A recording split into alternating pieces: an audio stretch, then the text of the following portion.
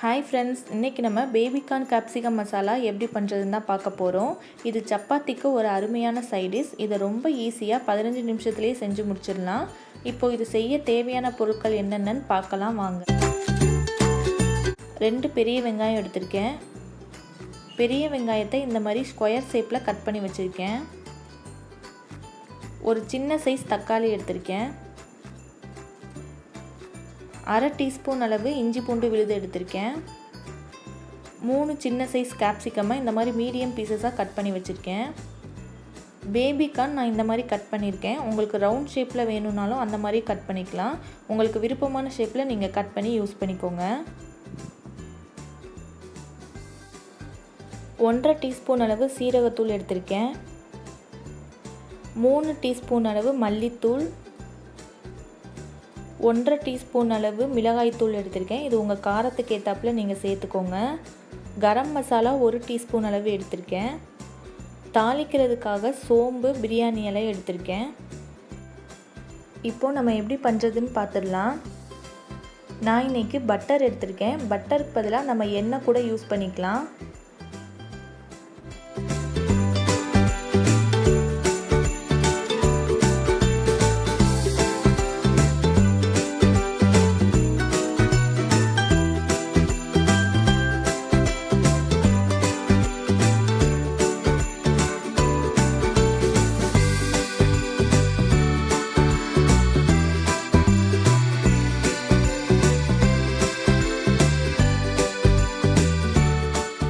Cut பண்ணி வச்சுருக்க பேபிகார்னை சேர்த்துடலாம்.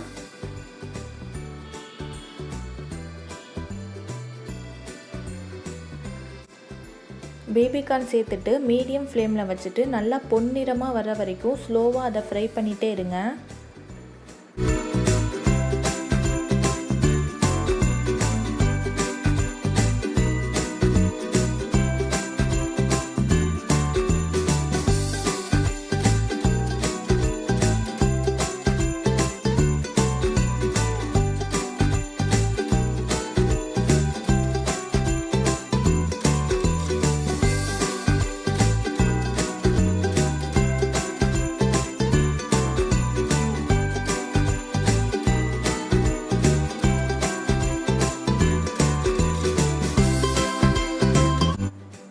இப்போது ஒரு 10 நிமிஷத்தில் நல்லா பொன்னிறமாக வறுத்தாச்சு. அதை தனியாக நம்ம எடுத்து வச்சிடலாம். இப்போது மறுபடியும் பட்டர் சேர்த்துடலாம்.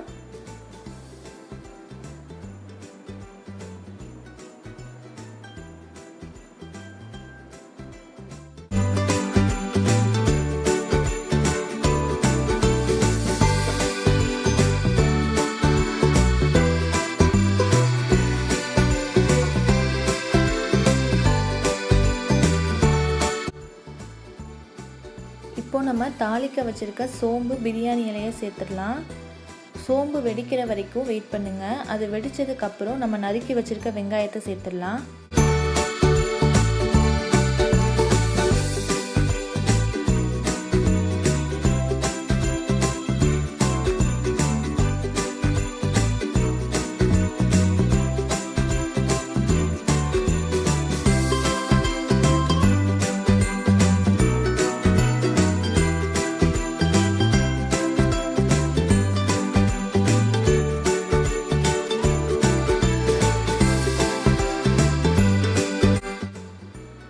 வெங்காயத்தை சேர்த்துட்டு அது நல்ல கோல்டன் ப்ரௌன் கலர் வர்ற வரைக்கும் வதக்கிக்கலாம்.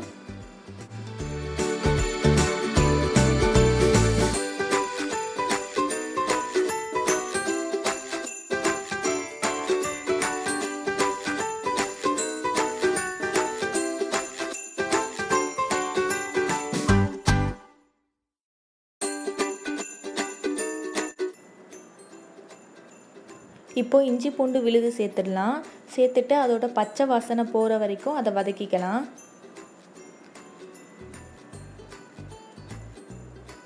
தக்காளியும் சேர்த்துடலாம்.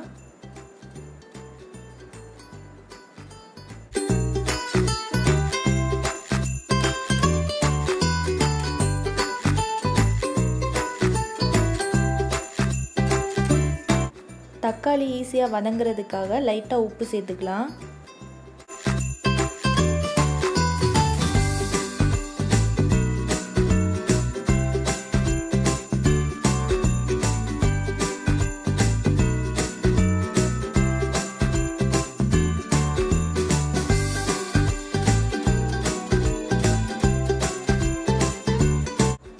இப்போது ஸ்டவ்வை சிம்மில் வச்சுட்டு நம்ம வச்சுருக்க எல்லா மசாலா பவுடரையும் சேர்த்துடலாம். அது கூட தேவையான அளவு உப்பு சேர்த்துருக்கேன். சேர்த்துட்டு அந்த மசாலா வாசனை போகிற வரைக்கும் நல்லா ஃப்ரை பண்ணிக்கோங்க.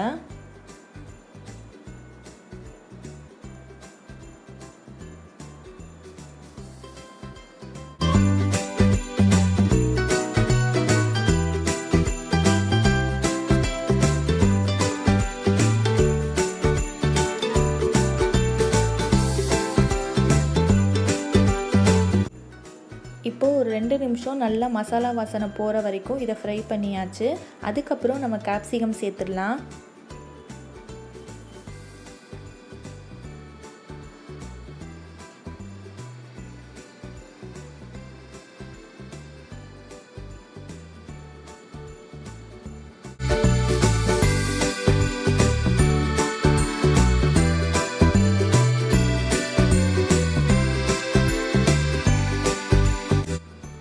இப்போது நான் கேப்சிகம் வேகிறதுக்காக கொஞ்சமாக தண்ணி சேர்த்துக்க போகிறேன். தண்ணி சேர்த்துட்டு மீடியம் ஃப்ளேமில் வச்சு ஒரு 10 நிமிஷம் வேக வச்சிடலாம்.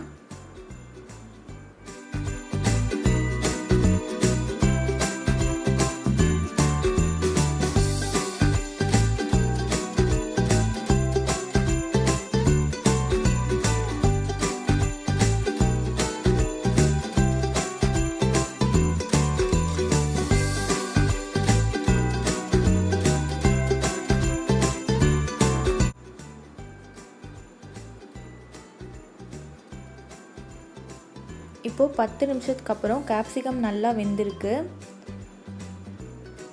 இதில் நம்ம ஏற்கனவே ஃப்ரை பண்ணி வச்சுருக்க பேபிகார்னை சேர்த்துடலாம்.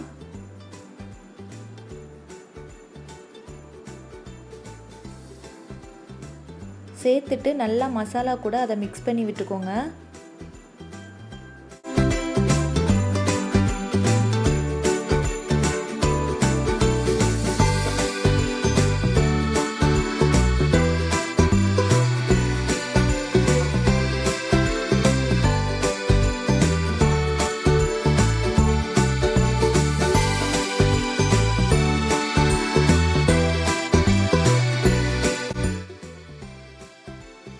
நல்லா மிக்ஸ் பண்ணதுக்கப்புறம் ஒரு 5 நிமிஷம் நம்ம சிம்மில் வச்சு வேக வச்சிடலாம்.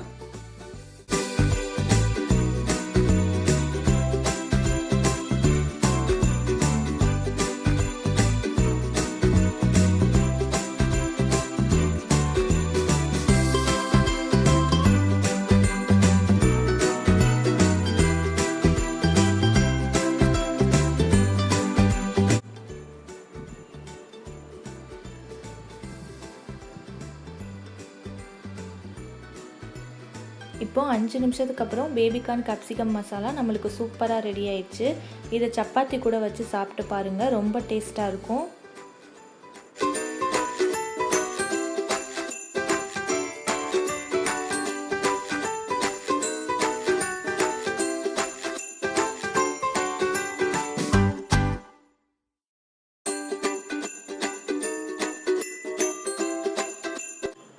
கண்டிப்பாக இதை வீட்டில் எல்லாருமே ட்ரை பண்ணி பார்த்துட்டு எப்படி இருக்குன்னு எனக்கு கமெண்ட்டில் சொல்லுங்கள். இன்னொரு சூப்பரான ரெசிபியோடு நான் உங்கள் எல்லாரையும் அடுத்த வீடியோவில் பார்க்குறேன். இந்த வீடியோ உங்களுக்கு பிடிச்சிருந்துச்சுன்னா மறக்காமல் இந்த சேனலுக்கு சப்ஸ்கிரைப் பண்ணுங்கள். தேங்க்யூ.